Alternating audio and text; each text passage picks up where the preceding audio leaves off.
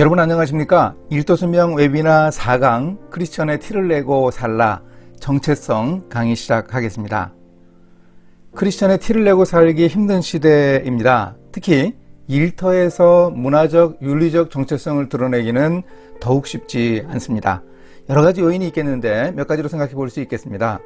우리들 각자는 저마다 다릅니다. 성격이 다르고 문화가 다르고 습관이 다르고 살아온 방식이 다르고 성별이 다르고 여러 차이들이 있습니다.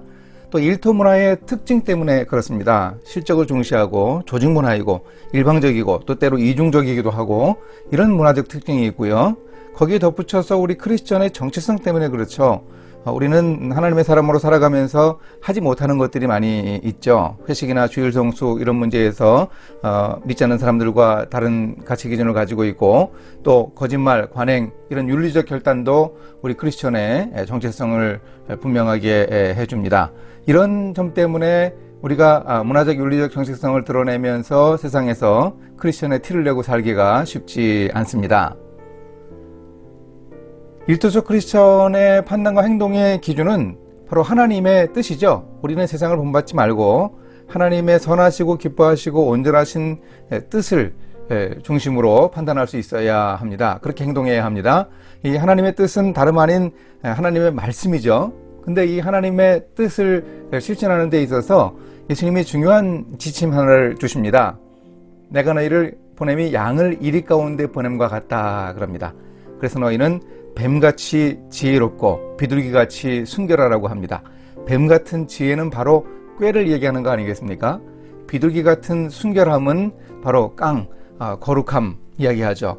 이 두 가지를 합해서 우리는 세상 속에서 하나님의 사람으로 우리 정체를 드러낼 수 있어야 하겠습니다.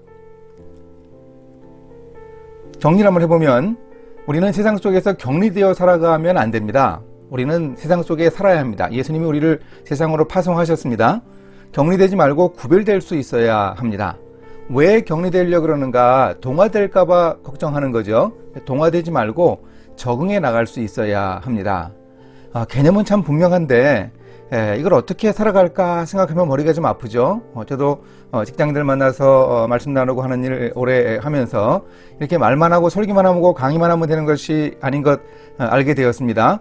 구체적인 지침을 줄 수 있어야 하는데 그 지침이 뭘까 고민하다가 한 단어가 떠올랐습니다. 바로 대안이라는 단어입니다. 목표를 이루긴 이루어야 하는데 다른 사람들이 하는 방법, 그 방법대로는 못하겠습니다. 어떻게 하면 됩니까? 돌아가면 되지 않습니까? 날아가면 되지 않습니까? 땅 파고 갈 수 있습니다. 우회할 수 있습니다. 이렇게 대안을 찾는 방법이 우리의 크리스천됨, 크리스천의 티를 드러내는, 정체성을 드러내는 중요한 방편이 아닐까 생각을 해봅니다. 그래서 이 4강의 정체성 강의의 화두는 바로 이 대안입니다. 이제 문화적 대안으로 정체를 드러내는 문화적 측면의 대안을 생각해 보도록 하겠습니다. 여러분 한번 생각해 보십시오. 이 네 경우가 나오는데 여기서 어떤 문제, 이 대안이 어떤 문제가 있는가 생각해 보십시오. 점심시간 후에 1시간가량 대화하면서 동료에게 전도를 하다가 팀장에게 주의를 들었습니다. 회사 자금 횡령 사건 피의자의 횡령 금액의 정확한 11조가 교회 회계 장부에서 확인되었습니다. 실제로 있었던 일입니다. 또 실제로 있었던 일입니다. A 무역상 중요한 수출건을 교우들에게 기도 부탁했습니다. 이 건이 정말 중요해서 성도님들 기도해 주십시오. 근데 수출하는 파이프에 마약을 숨겨서 가다가 그 밀수가 적발되었습니다. 또 일터의 점심시간에 동료들과 식사를 할 때도 빠뜨리지 않고 식사 기도를 꼭 합니다.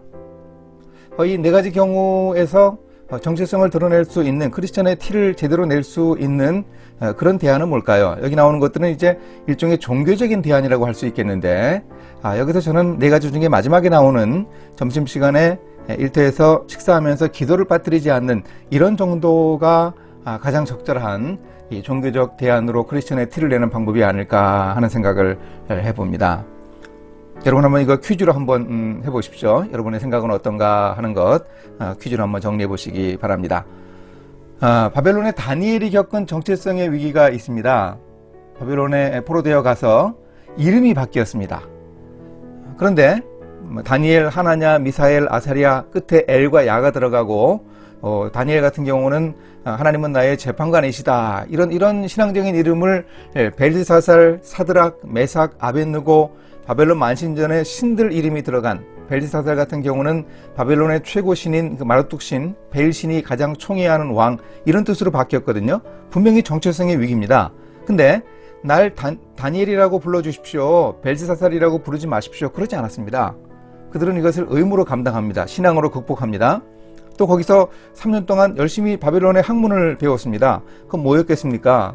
비문을 해석하는 거라든가, 동물의 간을 꺼내 점치는 거라든가, 거북이의 등딱지를 보고서 미래를 예언하는 것이라든가, 바벨론의 종교 제의와 관련된 그런 것이었을 겁니다. 저는 다니엘과 세 친구들이 이 성경은 안 보고 율법은 볼 수 없고 그것을 통해서만 그렇게 공부했을 것이라고 생각하지 않습니다. 근데 탁월한 능력을 발휘하고 다른 모든 사람들보다 나은 그런 지혜를 얻을 수 있었거든요. 이게 정체성의 위기였지만 수긍하고 그 의무를 잘 감당한 것입니다. 그런데 하나 문제 제기합니다. 음식 먹는 문제. 왕이 하사하는 고기와 술, 진미와 포도주, 자기들에게 주어진 이 권리를 포기합니다. 더 먹겠다는 것이 아니고 자기들에게 주어진 그 음식, 자기들이 먹지 않으면 동료들이 더 먹거나 국가 재정에 축날 리가 없는 이런 권리를 포기하는 결심을 하면서 정체성을 드러냅니다.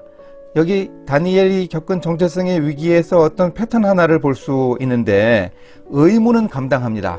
이름이 바뀌고 바벨론 학문을 배우는 이 의무를 잘 감당합니다. 그리고 권리를 포기합니다. 자기들에게 주어진 누려도 좋은 권리를 포기합니다. 우리가 세상에서 정체성 드러내기 위해서는 다니엘처럼 이렇게 해야 합니다. 의무를 다하고 권리를 포기해야 합니다. 이거 거꾸로 하면 안 됩니다. 거꾸로 하면 절대로 크리스천으로서 세상에서 티내고 살 수 없습니다. 우리를 크리스천으로 제대로 보지 않고 얌체로 봅니다. 그래서 우리는 의무를 다하고 권리를 포기하는 이런 자세를 가지고 우리 정체성을 드러내야 하겠습니다. 대안의 지혜를 발휘할 일터 문화를 한 네 가지 정도 이렇게 정리를 해볼 수 있겠습니다. 주일 정수, 무속 문화, 회식 문화, 또 다운주의 문화, 이것 한번 차례대로 생각을 해보도록 하겠습니다. 주일 정수에서 어떻게 크리스천다운 대안을 세울 수 있을까요? 평소에 주일 예배를 귀하게 여겨야죠. 크리스천다운 책임과 의무를 다하는 사람이어야 합니다. 만약에 내 대신에 주일 근무를 다른 동료에게 부탁을 한다, 그러면 일요일 날에 와서 일하고 싶은 사람 별로 없겠죠. 그럼 배나 갚아줄 수 있어야죠. 주일에 결혼식이 열린다. 아직도 한국 사회에서 많이 전보다 나아지긴 했지만 지금도 그런 경우 있는데, 이때 어떻게 하면 좋은가? 대안입니다. 대안. 그 사람과의 관계도 충족시키고, 또 내가 드리는 주일 예배도 드리고, 내가 크리스천이라는 점도 그 사람에게 보여줄 수 있어야 합니다. 이때 주중에 미리 찾아가서 축하해 주는 방법이죠. 완전히 이렇게 할 수 있는 것은 아니지만 이런 대안을 세우면 제가 해보니까 그 사람이 정말 너무 좋아합니다. 그리고 나중에도 기억을 합니다. 그때 우리 집에 큰일 있을 때 그때 미리 와서 축하해 준 것, 그걸 기억하고 이야기하고 꼭 전화하고 피드백이 언제나 있는 것을 봤습니다. 또 주일에 일하는 업종이 있을 수 있지 않습니까? 필수적인 그런 업종인데 그 분야에 하나님이 내게 주신 소명이 있다고 생각하는데 주일 정수가 문제다. 그럼 어떻게 해야 할까요? 주일 정수 때문에 그 일을 포기할 것이 아니고 일터 선교사를 훈련 받아야죠. 선교사는 선교사의 영성 가지고 자기 직업 전문성 가지고서 감당하는데, 그런 믿음 가지고 그런 훈련 받으면서 준비해서 나갈 수 있어야 되겠고, 교회는 이런 소명을 가진 사람들에게, 이런 직업 선택의 기회를 가지는 사람들에게 그런 훈련을 좀 시킬 수 있으면 좋겠다, 또 기도로 후원해 줄 수 있으면 좋겠다 하는 생각을 해봅니다. 또 일터의 무속 문화에 대한 대안을 생각해 볼 수 있습니다. 이 요즘 같은 시대에 이런 게 어떻게 있을 수 있나 그러는데, 아직까지도 이제 포스트 모더니즘 영향인지 사람들이 이렇게 미신에 기대는 그런 경향이 많이 있는 것 같습니다. 줄어들지 않고 곳곳에서 이런 일들이 있는 거 보는데, 일단 우리는 고사 지내는 사람들의 마음을 이해해야죠. 그리고 우리들도 역시 회사가 잘 되기를 바라는 것을 알릴 수 있어야죠. 여러 방법이 있을 수 있겠는데, 뒤에 서서 기도하는 방법, 이것도 소극적인 방법이겠습니다. 근데 임원이 되거나 앞에 나가서 절을 해야 되는 이런 상황이라 그러면 맞닥뜨려서 용기 있게 자기 차례가 됐을 때 나가서 그 앞에서 통성으로 기도했던 그런 무용담도 들을 수 있었습니다. 칭찬받을 그런 결단이라는 생각도 듭니다. 또 이제 신우의 이름으로 공문 보내기, 이건 제가 전에 그 참석했던 신우회에서 제가 제안했던 것인데, 실험 동물들의 영혼을 달래는 수혼제라고 하더군요. 짐승들의 영혼을 달래는 수혼제를 1년에 한 번씩 지내는데, 왜 당신 팀은 가장 많은 동물들을 희생시키는데 여기 참여하지 않느냐, 그래서 고민스럽다 그럽니다. 제가 그래서 신우의 이름으로 공문을 보내라고 그랬습니다.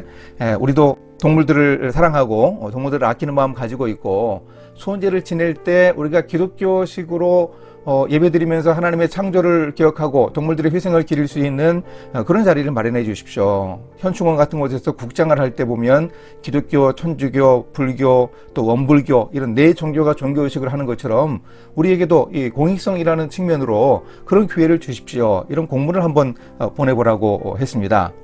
만약에 공문을 보낸다 그러면 어떻게 반응을 할까요? 아, 그래, 그렇게 해야 되겠다 생각할까요? 그러지 않을 겁니다. 그런데 공이 저쪽으로 넘어간 겁니다. 그래서 그들이 고민하게 됩니다. 만약에 이제 그런 기회가 온다 그러면 그때 이제 잘 준비해서 이 일을 감당할 수 있겠다는 거죠. 이게 어떤 대안을 모색하는 방법입니다. 이런 고사나 이런 일태의 무속문화에 대한 가장 적극적인 바람직한 대안은 바로 예배로 대체하는 것이죠. 한 드라마를 시작할 때 그 지금은 목사이신 분, 그분에게 제안이 와서 그분이 우리 고사 지내는 대신에 예배로 대체하자, 효과는 똑같다, 그렇게 설득을 하면서 결국 고사를 지내지 않고 예배를 드렸다 하는 이야기 들었습니다. 바로 그런 방법으로 고사 대신에 예배로 대체할 수 있는 그런 무속문화에 대한 대안을 우리가 생각해 볼 수 있겠습니다. 또 회식 자리, 음주 문화에 대한 대안도 우리에게 중요한 숙제이죠. 전보다 많이 나아졌지만 이 문제 여전합니다. 저는 이 술자리 문제 획일적으로 얘기할 수는 없겠지만, 우리 그리스도인들이 이 크리스천의 트레이드 마크인 술을 마시지 않는 이런 모습으로 우리 정체성을 충분히 드러낼 수 있다고 생각합니다. 술자리에 자꾸 빠지려고 그러지 말고 참석해서 술 마시면서 함께 즐겁게 잘 지냈다, 그거는 격리되지는 않았지만 동화된 거잖아요. 이래서 술자리가 어렵습니다. 술 마시지 않으면서 적극적으로 그 본질, 그 술자리의 본질에 함께 하는 거죠. 서로 대화하고 격려하고 축하하고 환송하고 또 송별하고 하는 이런 자리에서 적극적으로 참여하면서 사람들 돌봐주고 이야기 나눌 수 있습니다.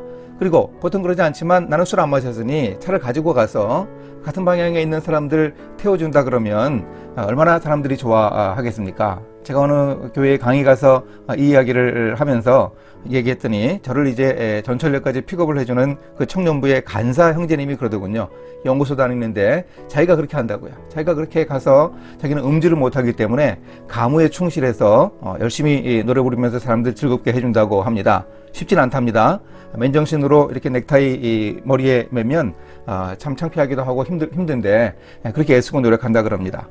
그 동료들이 연말이 되면 한 해 동안 우리하고 놀아주고 우리 집에 태워준 거 고맙다는 뜻으로 백화점 상품권을 선물로 준다고 합니다. 그래서 그 형제는 그거 받아가지고 부모님 또 목사님 선물을 연말에 그럴듯하게 한다고 합니다. 제가 이렇게 조수석에 앉아가지고 가면서 그렇게 이야기하는 그 형제를 이렇게 안아주고 싶은 충동을 느꼈습니다. 너무 고마워서 말이죠. 여러분, 이런 모습이 회식 사역 아니겠습니까? 바로 이게 회식 사역입니다. 회식 자리에서 하나님의 사람답게 자기의 정체를 드러내는 중요한 방법이겠습니다. 사실 이것도 쉽지는 않은데 또 더 어려운 게 있죠. 밀실, 성적인 유혹이 있고 또 출장 사업상의 술자리, 정말 힘든 그런 부분이 있죠. 일본에 출장 간 한 분 이야기를 들었는데 그분이 이 식사 자리에서 식사 끝날 때쯤 됐는데 방문이 열리면서 여성들이 들어오는데 옷을 안 입고 들어오더라는 그런 이야기를 들었습니다. 그래 그분이 그때 소리를 지르고 비명을 질렀다고 합니다. 아무것도 안 챙기고 바로 숙소로 들어갔다고 하는데 그분의 그 일 이후에 더 이상 이제 그 일본 회사에서는 그런 일을 하지 않았다 하는 얘기 들었습니다. 제가 이런 식의 이야기들을 이렇게 전해 듣고 하면서 제가 쓴 기도문, 직장인 축복 기도문이라는 곳에 이런 제목의 기도문을 넣었습니다. 출장을 갈 때도 하나님의 사람답게 하나님 인도해 주시기를 원합니다. 사람들이 멀리 떨어진 곳으로 가면 엉뚱하지 많이 하는데 부끄러운 행동하지 않도록 성적 유혹 앞에서 요셉처럼 도망갈 수 있도록 인도해 주옵소서. 이렇게 우리가 기도하면서 준비할 수 있어야 하겠습니다. 또 다원주의 문화에 대한 대안도 오늘 우리 시대에 꼭 생각해 볼 문제입니다. 아까 다루었던 고사에 대한 대응도 이 종교 다원주의적 문화에 대한 대안이죠. 그 무속문화도 우리가 그렇게 대응하면 되겠고, 또 이단이나 타종교 신앙인들의 포교가 있겠고, 또 요즘에 동성애 같은 이런 그 문화적인 현상이라고 하면서 사람들이 동성애를 조장하거나 옹호하는 입장이 있을 수 있습니다. 이런 부분에 대해서 우리가 대안을 세우고 나갈 수 있어야 되겠는데요. 어떤 경우라도 누구에게라도 이 사람들에 대해서 무리한 태도를 가지는 것은 금물입니다. 이단인 사람, 또 타종교 신앙을 가진 사람들, 또 동성애자, 또 그런 사람들이 우리 일터에서 함께 일을 한다. 그런 사실 때문에 그 사람들과 거리가 멀어져도 안 되겠고, 우리가 그 사람들의 영혼을 불쌍히 여기는 그런 마음 가져야죠. 그래서 사람들에 대한 무리한 태도는 금물이고요. 그런데 이단이나 타종교 신앙인들이 자기들의 그 사상을 포교한다. 동성애를 옹호하는 사람들이 그것을 생각이나 행동을 나에게 강요한다. 이런 때는 단호한 대응을 할 수 있어야죠. 이런 다원주의 문화에 대한 대응의 방법, 대안의 방법을 우리가 생각하고 행동할 수 있어야 하겠습니다. 이런 일터에서 받는 이런 문화적인 여러 유혹들이 있을 수 있습니다. 이런 것들을 우리가 어떻게 대처할까 하는 것을 요셉에게 좀 배울 수 있으면 좋겠습니다. 요셉이 보드발의 아내에게 치명적인 성적 유혹을 당하지 않습니까? 근데 이때 요셉의 상황이 참 쉽지 않았습니다. 이때 17에 잡혀와서 이때 나이가 한 27쯤 된 것 같아요. 30에 총리가 되고 만 2년 동안 술 맡은 관원장이 잊어버리고, 또 감옥에서 적응하는 기간을 따지면 뭐 26, 7 되지 않았을까요? 객지 생활 한 10년쯤 될 때 그 외로움이 대단했습니다. 여러분, 외로움이 죄의 통로인 거 아시죠? 우리가 인생 살면서 웬만하면 외롭지 말아야 합니다. 혼자 있을 때 하나님의 사람으로 살아가기가 참 쉽지 않습니다. 또 20대 중후반쯤 지났으면 청년의 성적인 욕망이 얼마나 대단했겠습니까? 또 중요한 갈등이 하나 있었는데 요셉의 인생 비전에 관한 문제였습니다. 요셉이 생각했을 것입니다. 이렇게 애굽 권력 서열 3위에 있는 보드발의 아내가 나를 유혹한다면, 내가 만약에 그 요구에 응해주면, 내가 요구하면 애굽 궁궐에 관리 자리 하나 줄 수 있지 않을까?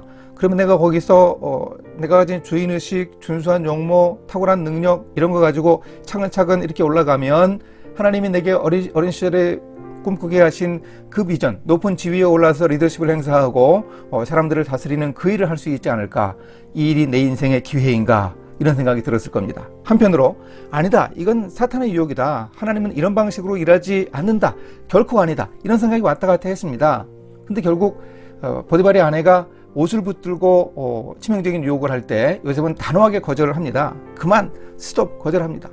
이렇게 요셉이 그만, 스톱 이렇게 소리친 것은 이런 긴 기도를 줄인 겁니다. 내가 나사렛 예수 그리스도의 이름으로 내게 명하노니 내게서 악한 생각과 악한 행동을 하게 하는 사탄아 물러갈지어다. 우리도 유혹이 있을 때 이렇게 요셉처럼 기도할 수 있어야겠습니다. 단호하게 소리치는 거죠. 그만! 하고 소리치는 겁니다. 옆에 사람이 없으면 소리쳐 보십시오. 그만! 하고 소리쳐 보십시오. 옆에 사람이 있으면 우리 속으로 소리쳐야죠. 이렇게 그만 하는 이 방법으로 우리가 유혹을 이길 수 있습니다. 이건 그냥 주술이 아닙니다. 요셉이 집요한 성적 유혹을 극복할 수 있었던 믿음의 원동력은 뭐였을까요? 여러분 생각해 보십시오. 이렇게 소리치기만 하면 됐을까요? 이게 주술적인 작용을 했을까요? 그렇지 않습니다. 어떻게 이렇게 말할 수 있을까요? 내가 어찌 하나님께 죄를 짓겠습니까? 이건 뭔가 하면 바로 말씀이죠. 어릴 때부터 들었던 말씀, 시편에서 얘기하는 청년이 무엇을 하고 행실을 깨끗게 하리이까 주의 말씀을 따라 삼갈 것이니이다. 내가 주께 범죄치 아니하리 하여 주의 말씀을 내 마음에 두었나이다. 어릴 때부터 요셉은 족장 후보로 아버지 야곱에게 특별한 교육을 받았습니다. 또 바단아람에서 돌아왔을 때 그때 할아버지 이삭이 살아 계셨습니다. 그 할아버지 이삭이 족장 후보인 손주에게 뭐 했겠습니까? 창세기에 나오는 그 얘기를 반복해서 들려줬을 것입니다. 거기 보면 할아버지 아브라함, 증조 할아버지죠. 증조 할아버지 아브라함, 또 할아버지 이삭, 이런 사람들이 아내를 누이라고 해가지고 이방 왕들에게 아내를 뺏길 뻔하고 뺏긴 이런 이야기들 들었습니다. 이런 이야기 들으면서 내가 보디발의 아내하고 그런 관계가 되면 이건 하나님께 죄 짓는 것이고, 그리고 내 상사 보디발에게 죄 짓는 것이고, 그 여인에게 죄 짓는 것이고, 결국 내게 죄 짓는 것이다, 이런 사실을 분명하게 알았습니다. 이 말씀이 요셉이 성적 유혹을 극복할 수 있게 한 원동력이었습니다. 그래서 우리가 말씀에 훈련 받는 이런 일 꼭 기억하고 이 일 게을리하지 말아야 합니다. 이제 두 번째로 윤리적 대안으로 정체를 드러낼 수 있어야 하겠습니다. 다니엘을 한번 생각해 봅니다. 다니엘이 일터에서 얼마나 정직했을까? 다니엘 6장의 상황을 통해서 한번 확인해 볼 수 있으면 좋겠는데, 정적들이 다니엘을 치밀하게 사찰했습니다. 이미 한 달간의 기도 금령을 다리오 왕을 잘 꼬드겨서 도장을 찍게 했습니다. 그래서 한 달간 기도하면 안 되는데 다니엘이 기도하죠. 근데 총리들과 고관들이 국사에 대해서 다니엘을 고발할 근거를 찾았습니다. 근데 아무 근거 허물이 없었다고 합니다. 그릇됨이 없었다고 합니다. 아무 허물도 없었습니다. 뭘 찾아보려고 애를 많이 썼는데 없었습니다. 근데 좀 문장이 이상하지 않습니까? 근거, 허물, 그릇됨, 허물 세 가지 단어를 사용해서 5번씩이나 반복하고 있지 않습니까? 이 다니엘을 치밀하게 사찰했지만 결국 찾을 게 없었다는 얘기입니다. 그래서 그들의 일종의 청문 보고서 내용이 이렇습니다. 이 다니엘은 하나님의 율법에서 근거를 찾지 못하면 고발할 수 없습니다. 뭔가 특이사항이 있는데 하루 3번 기도하는 것입니다. 만약에 하루 3번 기도하는데 그 기도를 근무 시간에 가서 1시간씩 3시간이나 근무를 제대로 안 했다. 그러면 근무 태만으로 그들이 고발했을 것입니다. 그런 것도 아니었습니다. 식사 때 아마 관저에 가서 거기서 기도문을 가지고 하는 예루살렘을 향해서 열린 창문 열어놓고 기도하는 솔로몬이 성전 낙성식 때 약속했던 이방에 사로잡혀 갔을 때 예루살렘 성전을 향해 기도하면 그 기도를 응답해 주겠다 하는 그런 기도 했을 것입니다. 이스라엘 민족을 위한 그런 기도를 했을 것입니다. 다니엘이 일터에서 이 정도로 정직했습니다. 이런 정직함을 우리가 배울 수 있어야 하겠습니다. 우리가 이 정직을 적용하기 위해서 윤리적인 대안을 찾기 위해서 3단계 적용법을 한번 생각해 볼 수 있겠는데요. 사실 정직이라는 것 우리가 알고 있지만 그것을 실천하는 것이 쉽지 않잖아요. 모르지 않습니다. 근데 막상 일터 현장에서 정직을 실천하려고 하면 어려움이 많습니다. 그래서 이것을 한번 3단계로 생각을 해봅니다. 가장 이제 일반적인 것은 현실적인 결단이고 더 자주 우리가 접할 수 있는 건데, 생각하는 것은 순교적인 결단을 먼저 생각해 보도록 하겠습니다. 순교적 결단은 다니엘 3장에 나오는 대로 다니엘의 세 친구들이 신상 앞에 절하라 하는 위협에 처했을 때 어떻게 그들이 행동했는가, 거기서 원리를 발견할 수 있습니다. 적응할 수 있는가, 이게 적응해야 되는 문제인가 아니면 강하게 부딪혀야 하는가. 그들은 강하게 부딪혀야 할 것이라고 봤습니다. 느부갓네살 왕이 회유합니다. 그리고 위협합니다. 너희들 한 번 더 기회를 준다. 이 기회에 너희들이 신상 앞에 절하면 좋겠지만 그렇지 않으면 너희를 죽이겠다. 여기에 굴복하지 않기로 결심했습니다. 하나님이 우리를 구해 주실 것입니다. 그리 아니하실지라도 우리는 할 수 없습니다. 이렇게 해서 만약에 하나님이 은혜 주셔서 살려주시면 간증하는 것이고요, 하나님이 불러가시면 천국 가는 것이죠. 이게 순교적인 결단입니다. 여러분, 우리가 살아가면서 일터에서 이런 순교적 결단을 해야 할 때가 있습니다. 예화를 통해서 한번, 제가 경험했던 얘기를 통해서 한번 확인해 보도록 하겠습니다. 오래전이긴 한데, 과거에 이제 의료보험 시절에 한 간호사 자매님이 전화를 했는데, 한 사람이 퇴사하면서 자기가 그 일을 맡았는데 환자 기록 서류를 공단에 제출해서 보험금 받는 건데, 이 숫자를 불리고 날짜를 늘리고 이렇게 해가지고 더 많이 받는 방법을 자기가 알려주더랍니다. 원장님에게 이거 이렇게 하면 안 되지 않습니까? 그랬더니 막 화를 내는 거예요. 안 하는 사람이 있으면 나와보라 그래라. 너 교회 다닌다고 그러냐. 그래서 전화를 했는데, 제가 전화를 이렇게 통화를 하면서 순교적 결단을 각오하고 있는 것 같아요. 그 병원을 계속 일할 수 없겠다, 그만둬야 되겠다 생각이 있는 것 같아요. 물어보니까 그렇답니다. 그래서 제가 그 자매님에게 이야기했습니다. 점진적인 결단을 이야기했습니다. 그런 방법이 여러 가지 있는데 그 중에 심한 것 말고 요 몇 가지 가지고서 한번 제가 해보겠습니다. 우리 병원 경영이 지금 어려우니까 그런 건데 이렇게 차근차근 시도해서 한번 해보겠습니다. 그렇게 한번 제안을 해보라고 했습니다.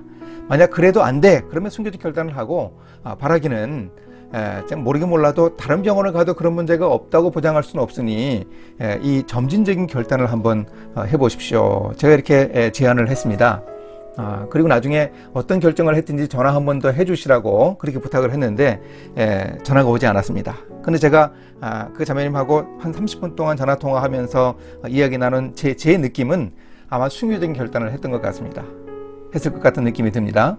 만약에 순교적 결단만 한다 그러면 우리는 직장을 1년에도 몇 차례 바꿔야 할지 모릅니다. 이 죄악된 구조 속에서 깨끗한 일터가 있나요? 그래 이런 상황 속에서 우리는 이 점진적인 결단, 차근차근 해나가는 이런 결단도 필요합니다. 이거보다 더 어려운 경우도 있습니다. 이건 현실적인 결단인데 한 대관 업무를 하던 분이 이제 매장 증축 허가를 내러 관청에 갔는데 자꾸 돌려보내더래요. 아니라 그러고 새로운 방법이 있다 그러고 자꾸 그러더랍니다. 기도가 깊어지더랍니다. 근데 가서 얘기하다가 이제 세 번째 가가지고 얘기하다가 갑자기 군대 얘기를 하더랍니다. 자기가 갔다 온 군대를 이야기하면서 얘기하길래 귀가 번쩍 뜨였어요. 자기가 그 군대를 나왔거든요. 그래 이제 그 군대 나온 얘기를 하면서 기수를 확인했더니 자기가 한참 선배인 겁니다. 그랬더니 그 민원 담당 직원이 갑자기 태도가 바뀌더래요. 조폭 이 아랫사람이 윗사람에게 말하는 것처럼 이 순종적인 자세로 바뀌면서 그 안 된다는 그 서류가 잘 되더랍니다. 간혹 이런 일이 있을 수 있겠지만 이런 경우에 이건 이제 현실적인 결단이죠. 일은 그렇게 하면 안 되죠.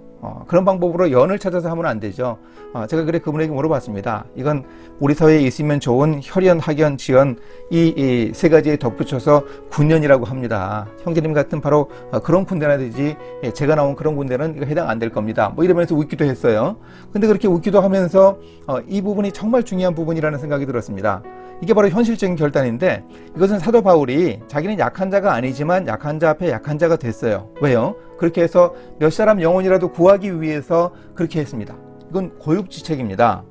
대안의 지혜예요. 부작용이 생긴다 그러면 내가 감당하겠다 이런 각오입니다. 최선을 다할 수 없는 상황에서 차선을 추구하는 것이죠. 최악을 피하기 위해서 차악을 택하는 이런 고육지책입니다. 우리가 세상 살아가면서 일터에서 겪는 문제는 순교적 결단의 문제보다 이런 현실적 결단의 문제가 훨씬 많죠. 이런 상황 속에서 우리가 노력하고 애써서 우리의 대안을 드러내고 우리 정체를 드러낼 수 있어야 하겠습니다. 비리 문화 속에서 우리는 크리스천다운 대안을 실천할 수 있어야 하는데요. 갈등을 겪는 문제가 욕심인 경우가 많습니다. 탐욕을 포기하고 대안을 모색하는 거죠. 대안을 찾아보는 겁니다. 그래서 작은 실천을 시도하는 것이 중요합니다. 하루아침에 세상은 바뀌지 않습니다. 천지개벽이 지금 당장 이루어지지 않습니다. 예수님이 다시 재림하셔서 새하늘과 새 땅이 이루어지기 전에는 그런 일이 쉽지 않을 것입니다. 어떻게 실천할 수 있는가?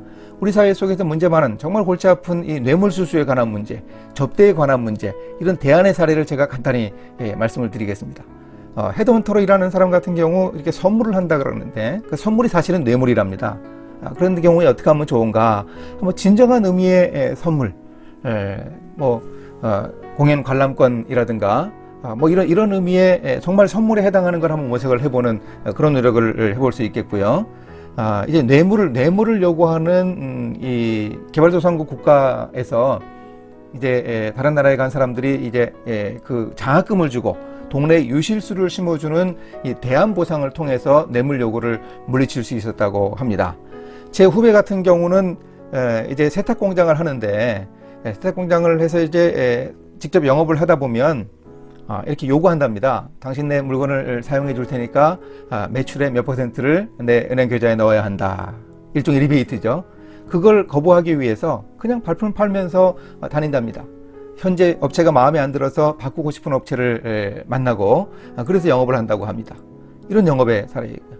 뇌물 거절을 위해서는 이렇게 시뮬레이션을 해봐야 된답니다. 거울을 보면서 누가 뇌물을 가져왔을 때 이렇게 연습을 해가지고 저는 이거 안 받습니다. 그리고 이거 공정하게 처리할 겁니다.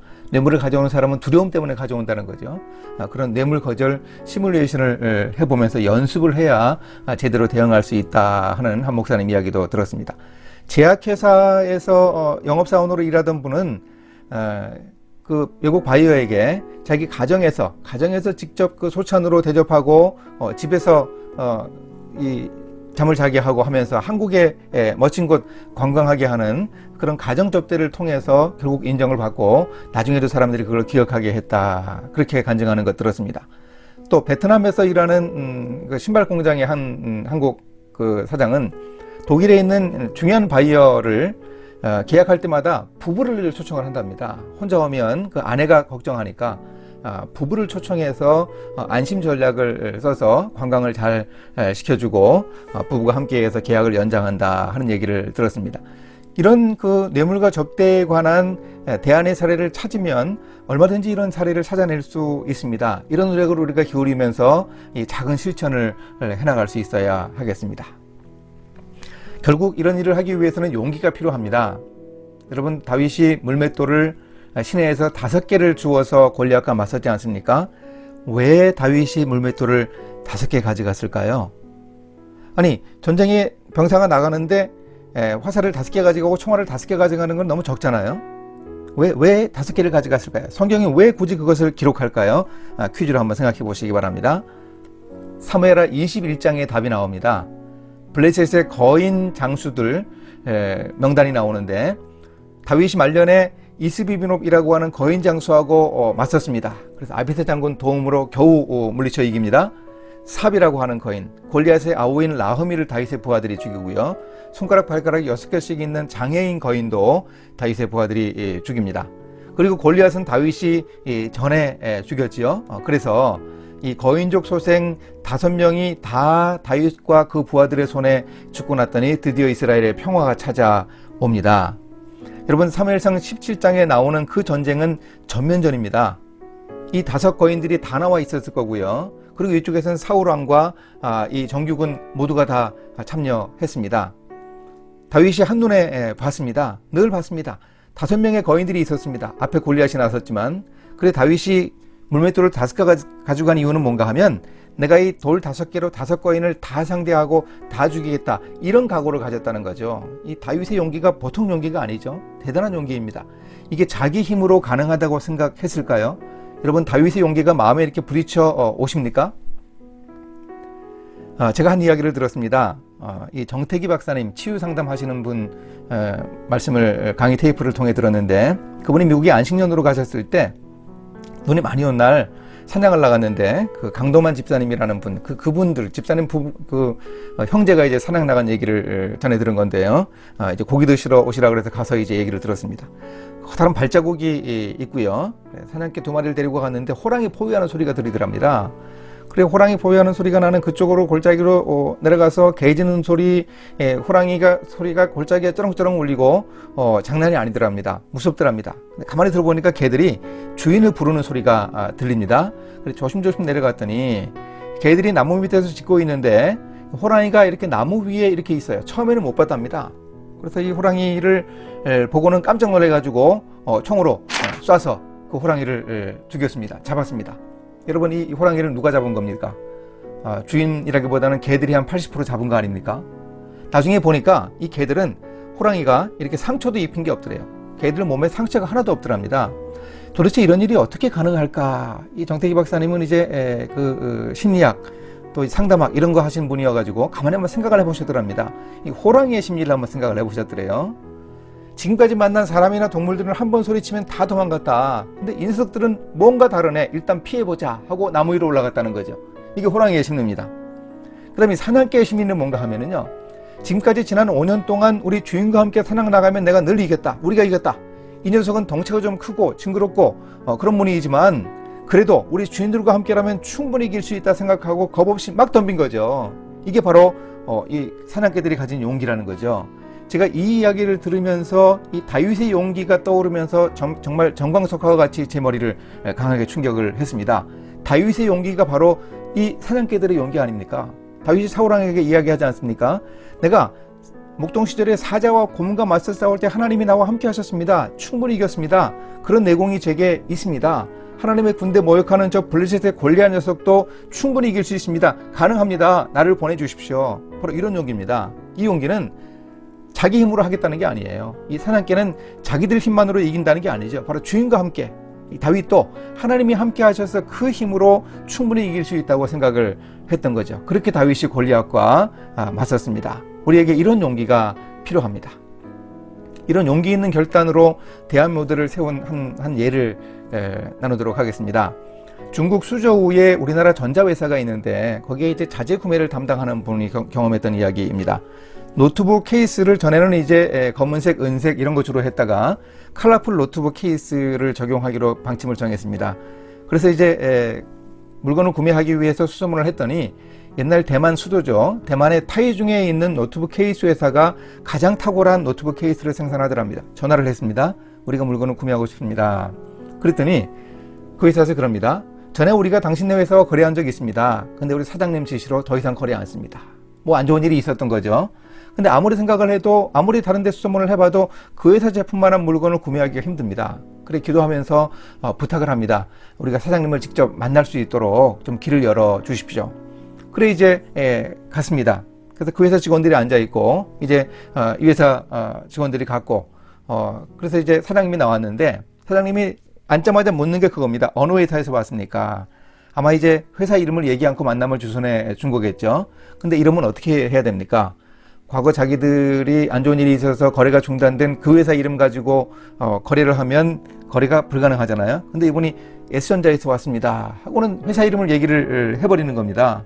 그러자 사장님이 화가 나가지고 벌떡 일어납니다. 자기 직원들에게 절대로 물건 주지 말라고 하면서 나가버립니다. 무슨 일을 그렇게 합니까? 그 대만 회사 직원이 담뱃값을 이렇게 던져주더랍니다. 그게 뭐 예의에 어긋나는 게 아니라네요. 그래서 담뱃값을 밀어주면서 이분이 이야기를 합니다. 저는 리얼 크리스천입니다. 리얼 크리스천 세 가지 않습니다. 술, 담배 않고, 여자를 불법적으로 가까이 하지 않고, 그리고 세 번째, 거짓말을 하지 않습니다. 그래서 우리 회사 이름을 이야기할 수밖에 없었습니다. 이렇게 사장님 만남을 주선해주고 애써주신 거 정말 감사한데 잘못은 전적으로 제게 있습니다. 정말 감사하고 죄송합니다. 그리고 나왔습니다. 어떻게 하겠습니까? 자기가 판 무덤이죠. 근데 회사 건물을 벗어나지 않았는데 한 대만 회사 직원이 달려오더랍니다. 잠깐 기다리십시오. 잠깐. 당신이 리얼 크리스천이라는 것 우리 사장님에게 이야기를 했습니다. 왜 이야기했는가 하면 우리 사장님이 당신이 얘기한 그 리얼 크리스천이기 때문입니다. 한번 말씀드렸더니 한번 만나보자입니다. 그렇게 다시 만났다고 합니다. 그래가지고 결국 그 회사 제품을 S전자에서 쓸 수 있게 되었습니다. 이분이 그 정의한 리얼 크리스천이 대만에 그렇게 많지 않을 겁니다. 대만은 크리스천 비율이 그리 높지 않죠. 또 이런 리얼 크리스천이 그렇게 많지 않을 겁니다. 근데 어떻게 이럴 줄 알았습니까? 내가 이런 문제도 거짓말하지 않고 내가 정면 돌파하겠다. 이렇게 기도하면서 준비하고 이런 사람에게 하나님이 이런 방법으로 길을 열어 주십니다. 여러분 이런 대안을 세우고 이렇게 정체성을 유지하기 위해서 애쓰고 노력하는 이런 일이 우리에게 꼭 필요합니다. 뭐 사실 이런 일은 뭐 천에 하나 만에 하나 있는 일이죠. 근데 이런 일이 우리에게 얼마든지 있을 수 있습니다. 성공의 얘기만이 아니고 실패의 얘기도 얼마든지 가능합니다. 이런 이야기들을 우리가 토의하는 시간에 좀 얘기 나누고 함께 하면서 서로에게 격려가 될 수 있으면 좋겠습니다.